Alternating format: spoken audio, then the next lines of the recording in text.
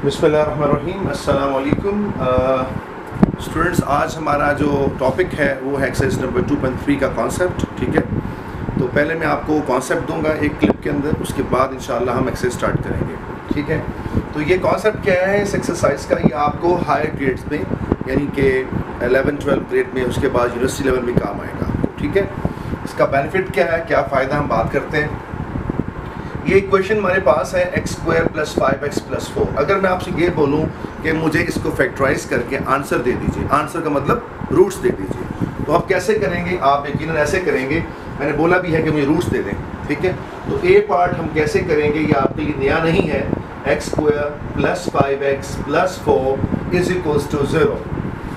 Factorisation का method आपको आता है कि इसको इससे मल्टीप्लाई करते हैं। पहले हम मल्टीप्लाई करने के बाद जो इसका आंसर आता है यानी कि +4x², इसके बाद हम बनाते हैं फैक्टर्स 4 के, 4 × 1 4, और एक फैक्टर बनता है और 2 2 4। कौन सा पेयर लिया जाए तो 5 बनेगा ऐड या सब्ट्रैक्ट करने पे, ये बात बनती है। तो x² + 4x + 1x और +4 = 0।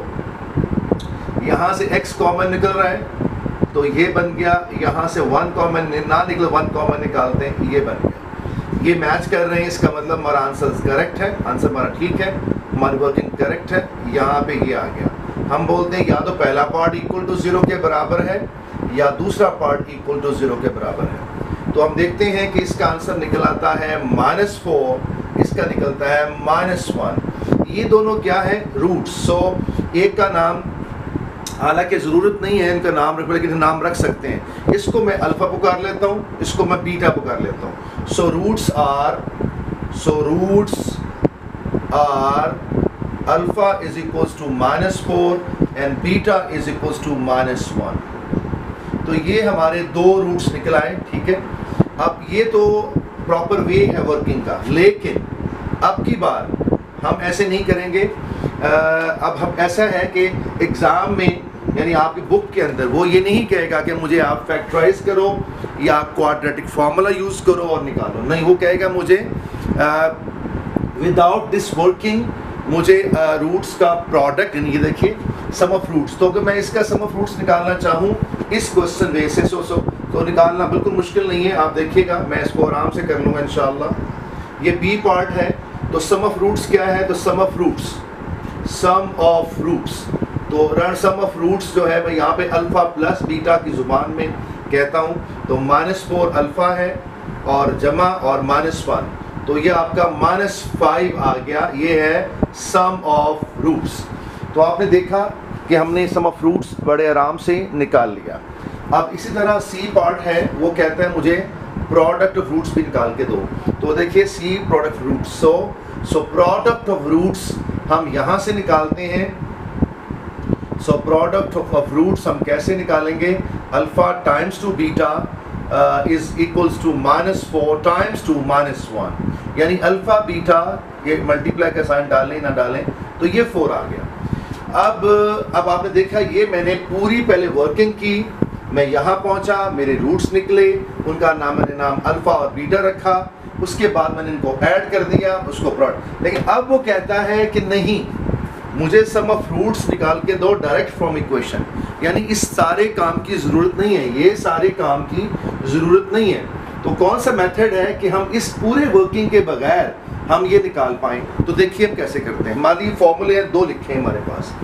आपको पता है x² के साथ जो नंबर लिखा होता है उसको हम कहते हैं कोफिशिएंट ऑफ x², इसे कहते हैं कोफिशिएंट ऑफ x, और जो ये इसे कहते हैं कांस्टेंट। ठीक है, तो coefficient of x², coefficient of x and constant. तो अब मैं इसको अप्लाई करता हूँ। फॉर्मूला क्या है हमारे पास? डायरेक्ट फ्रॉम इक्वेशन, वो है सम ऑफ द रूट्स = -b/a। ये b क्या है? x के साथ लिखा हुआ नंबर, और इवन के जो साइन होगा वो हम साथ में हम लेंगे। ठीक है, तो ये क्या है जी? b क्या है? x कोफिशिएंट, तो मैंने ये ले लिया, और ये a क्या है जी? x² कोफिशिएंट, तो मैंने ये ले लिया।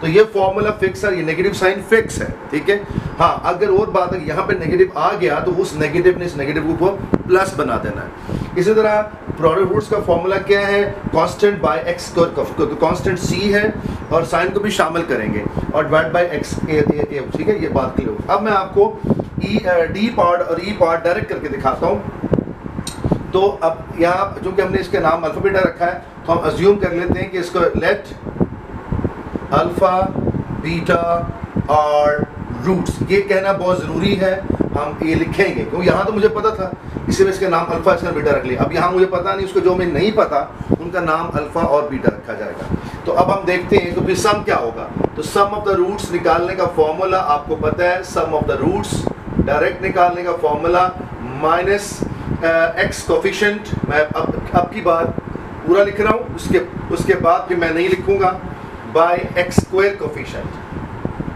तो अब इसको सॉल्व कर लेते हैं। तो माइनस एक्स कोफिशिएंट क्या है, एक्स के साथ पड़ा हुआ नंबर वो +5 है और यहाँ 1 है। तो देखें कह सकता हूँ कि 5/1, तो आंसर -5, जो कि बिल्कुल इससे मैच कर रहा है, देखिए परफेक्टली मैच हो रहा है। तो यहाँ मैं लिखूंगा फिर लिहाजा alpha plus beta is equals to -5, ये मेरा आंसर है। उम्मीद करता हूँ समझ लग गई। आगे बढ़ते हैं। प्रोडक्ट ऑफ रूट्स बगैर इक्वेशन को सॉल्व किए, तो फॉर्मूला आपको पता ही है कि अब मैं डायरेक्ट अब कर देता हूँ, कोई मसला नहीं है। यहाँ पे लिखना है constant divide by x square coefficient. ये आप एक दफ़ा लिखेंगे और तो फिर बल्कि मेरा मशवरा है कि आप बार बार लिखिए 5-6 सवालों में कम से कम। हाँ जी, कांस्टेंट क्या है देखें, तो ये 4 है और यहाँ पे 1, तो 4/1, तो 4/1, तो इसको 4 ही कहेंगे, लिहाजा इस पर क्या आ गया, alpha times two beta is equals to 4, ये मेरा आंसर। अब आप देखेंगे कि हमने बगैर किसी वर्किंग के बड़े आराम से निकाल लिया। तो अब आप पूछेंगे सर आपने ये क्यों किया, फिर ये सारा क्यों किया? ये सिर्फ मैंने आपको बेस बनाने के लिए, आपके कॉन्सेप्ट्स को स्ट्रॉन्ग करने के लिए आपको बताया कि पहले में रूट्स निकलते हैं, इसका नाम अल्फ़ा इसका नाम बीटा रखा जाता है, उसके बाद फिर हम उसको सम करके लेते हैं और फिर तो इस पूरे काम की ज़रूरत नहीं है, ठीक है। हमारे पास डायरेक्टली 2 फार्मूले अवेलेबल हैं।